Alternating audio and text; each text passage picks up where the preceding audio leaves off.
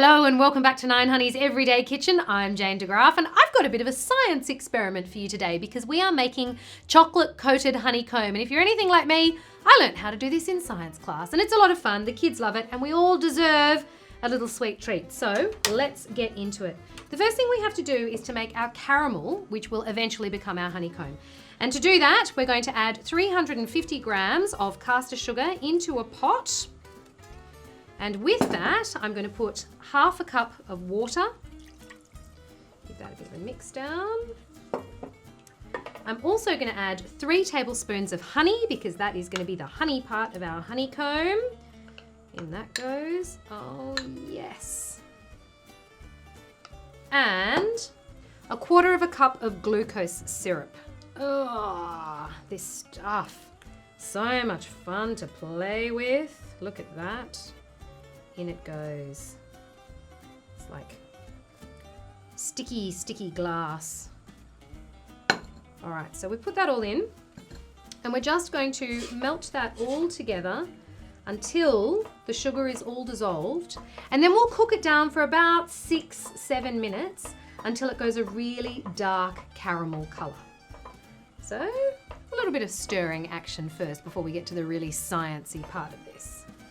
Oh, one thing I should point out, it is important. The final part of this is going to move very, very quickly. So you will need a pre-lined baking tray ready to go. Now's a good time to do it. All right, the sugar's dissolving nicely, which is exactly what we want. And now what we want to do is cook it down until it's a nice dark caramel. So that's cooking down beautifully and our sugar has dissolved, but we need to cook it a bit more. And while we're doing that, we're just going to brush down the sides of the pan with a pastry brush dipped in water. This just stops crystals forming on the side, which will affect the overall texture of your honeycomb later or your caramel.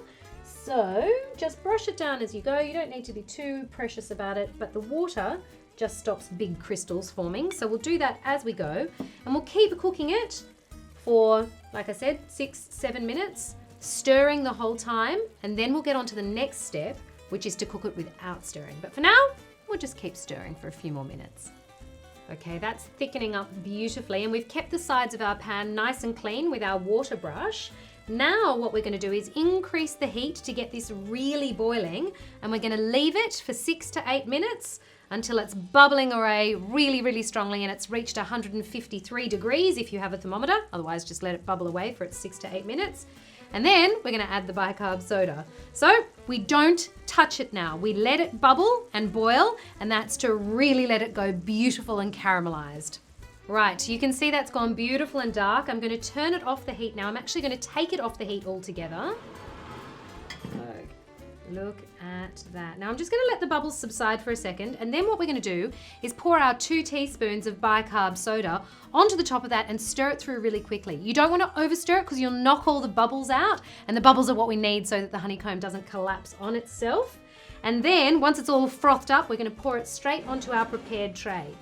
So, oh, that smells so good. The honey, so delicious.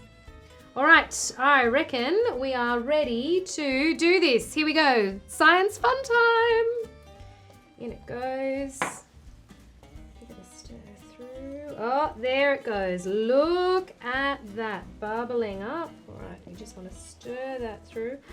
Oh my goodness, so much fun. There it goes. Like a big old science experiment. Oh my goodness. It's like high school science all over again for me. There we go. All right, that's enough. Here we go. Look at that. Woo! If that is not sciencey fun, I do not know what is. It smells so good. All right, let's tip some down that way. Oh, so puffy and fluffy. Look at that. We got a nice big piece of honeycomb out of that. Okay. All right, the only thing we can do now is let that cool down. It's going to take about an hour and then we'll come back, smash it up and cover it in chocolate. I will see you when our honeycomb has set. How much fun! Okay, well that's it. That's our honeycomb. Look at this. It has set beautifully and it's nice and cool now. So all that we have to do now is break it up and dip it in what I have here, which is some melted chocolate. Now you don't have to dip it. You might just like it as honeycomb. But I'm going to try dipping it in chocolate. So come with me on that journey. Here we go.